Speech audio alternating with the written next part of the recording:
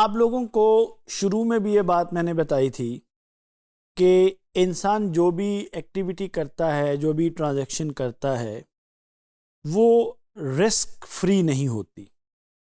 تھوڑا یا زیادہ رسک تو ہر ایکٹیویٹی کے اندر ہوتا ہے، کیونکہ ہماری لائف کا ڈیزائن ایسا ہے کہ اس میں خدشات بھی ہیں، خطرات بھی ہیں. بزنس بھی کوئی اس سے ایسی چیز نہیں ہے جو رسک فری ہو، تو رسک تو رہے گا.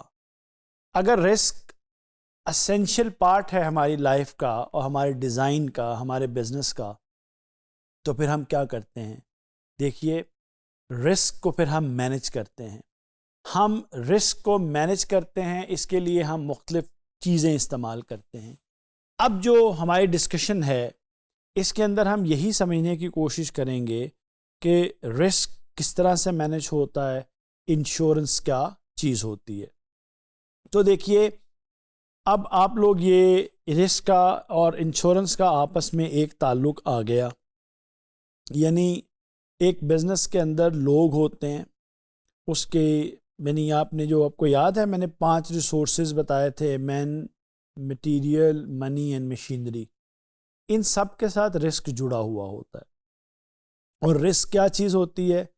رسک پاسبلٹی آف لاس ہے، پاسبلٹی آف ڈیمیج ہے، پاسبلٹی آف ڈسٹرپشن ہے، کہ چیزیں نیگیٹیولی افیکٹ ہو سکتی ہیں.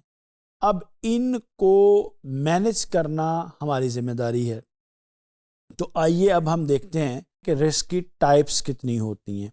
مثلا ایک تو ہوتا ہے فائنینشیل رسک. آپ کو بزنس کے اندر یہ خطرہ کہ آپ کے پیسے ضائع ہو جائیں گے، خراب ہو جائیں گے. دوسرا آپ کا آپریشنل رسک ہے، آپ کی کوئی مشینری خراب ہو جائے گی، کوئی ہیومن ایرر ہو جائے گا. آپ کا لیگل رسک ہے کہ کوئی وائلیشن ہو جانے کی وجہ سے کوئی آپ کو سو کر دیتا ہے، آپ کسی کو سو کر دیتے ہیں، یہ ظاہر ہے کہ آپ کے ایشوز ہیں. آپ کا اسٹریٹجک رسک ہے، آپ کو بزنس کے اندر پور ڈیسیژن میکنگ یا کمپٹیشن کی وجہ سے لاس ہو جاتا ہے.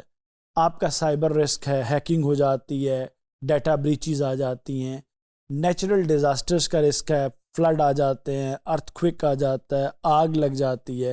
یہ ساری چیزیں رسک کے طور پر موجود رہتی ہیں، اور ان تمام رسکس کو سامنے رکھ کے ہم نے مینج کرنا ہوتا ہے. تو انشاءاللہ آنے والی ویڈیوز میں ہم یہ دیکھیں گے کہ رسک کس طرح سے مینج کیا جاتا ہے. شکریہ.